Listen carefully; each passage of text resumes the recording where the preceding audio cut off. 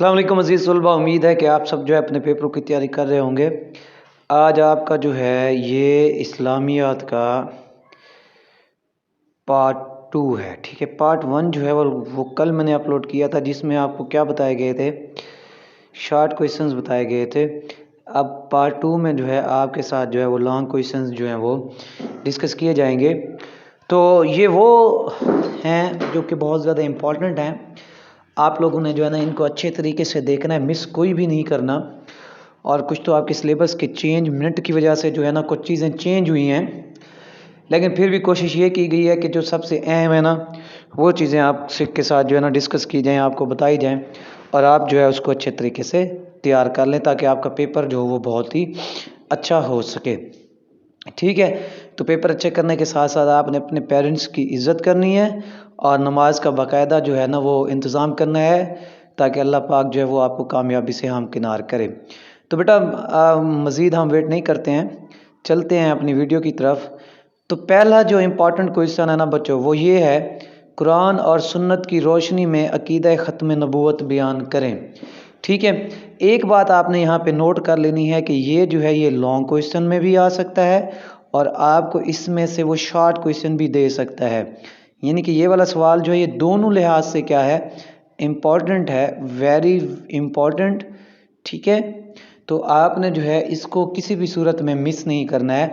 आपने इसको हर लिहाज से, जिस लिहाज से भी वो पूछे, चाहे लॉन्ग क्वेश्चन में पूछे या शॉर्ट क्वेश्चन में पूछे, तो वो आपने जो है इसको अच्छे से याद करना है। और इसमें से वो आपके MCQs भी बना सकता है, ठीक है।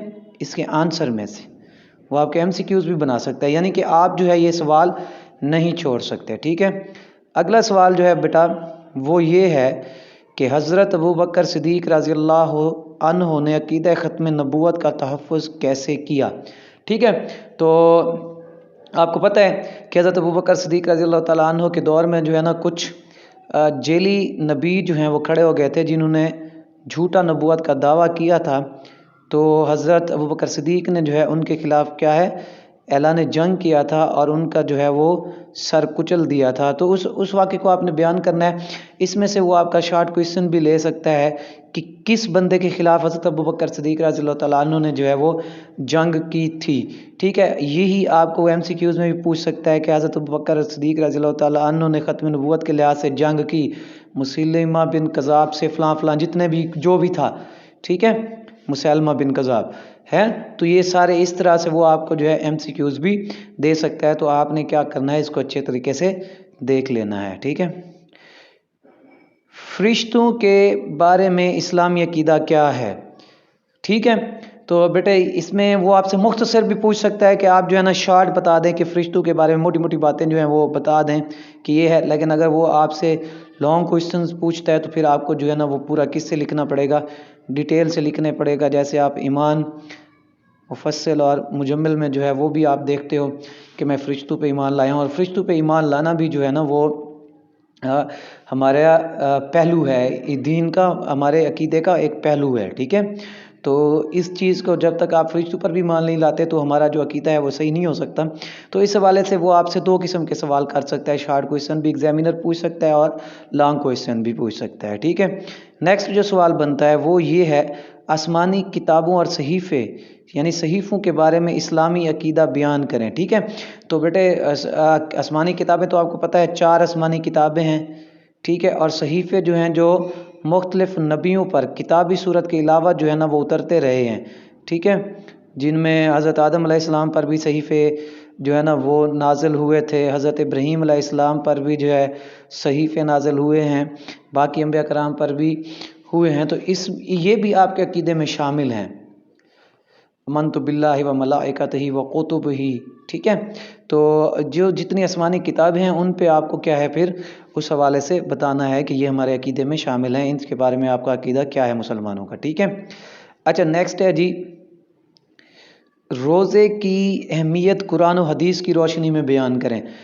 बहुत ज़्यादा इम्पॉर्टेंट है बेटे, इसको आपने मिस बिल्कुल भी नहीं करना है। इसमें से भी वंस अगेन मैं आपको बता दूं कि वो एक हदीस जो है ना वो आपको शॉर्ट क्वेश्चन में कह सकता है कि रोज़े की अहमियत के बारे में एक हदीस बता दें, या वो कह सकता है कि एक आयत बता दें जब वो आपसे क्या पूछेगा, शॉर्ट क्वेश्चन पूछेगा। ठीक है, तो इस तरह वो आपसे क्या करेगा, सवाल कर सकता है। ठीक है, तो आपने इसको जो है ना वो दोनों लिहाज से, शॉर्ट भी और लॉन्ग भी, दोनों लिहाज से आपने इसको क्या करना है, तैयार करना है। ठीक है जी।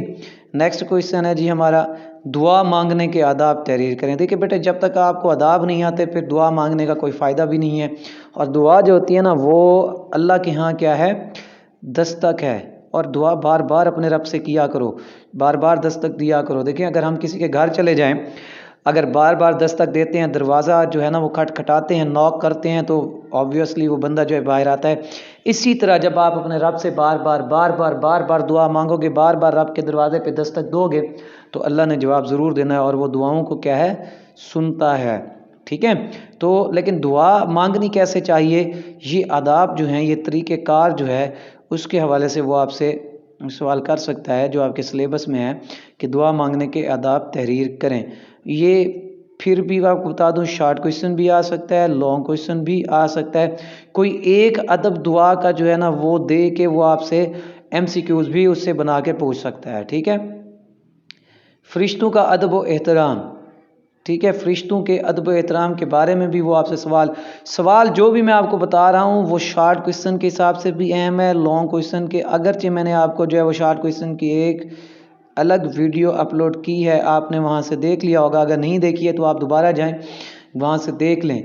जिसे मैंने सारे शॉर्ट क्वेश्चंस इंपॉर्टेंट वंस जो हैं वो मैंने बता दिए हैं, लेकिन यहाँ पे जो है वो मैं आपको लॉन्ग क्वेश्चन बता रहा हूँ, लेकिन इसमें से वो शॉर्ट क्वेश्चन भी दे सकता है, ये उसकी अपनी चॉइस होगी। ठीक है, अच्छा भाई, अगला है नमाज जनाजा की ताज़ियत और कब्रिस्तान के आदाब। ठीक है, कि नमाज जनाजा में जब आप जाते हैं तो जो फौत हो गया है उसके जो अहलो अयाल हैं उनको आपने कैसे मिलना है। ठीक है, उनसे क्या बात करनी है, किस तरह बात करनी है, उनके दुख में आपने कैसे शरीक होना, और कब्रिस्तान में जो है वो आपने कैसे जाना है, कब्रों पर जो है आपने किस अंदाज से जाना है, क्या करना है वहाँ पे। अगर आप चले जाते हैं तो क्या सीखना है।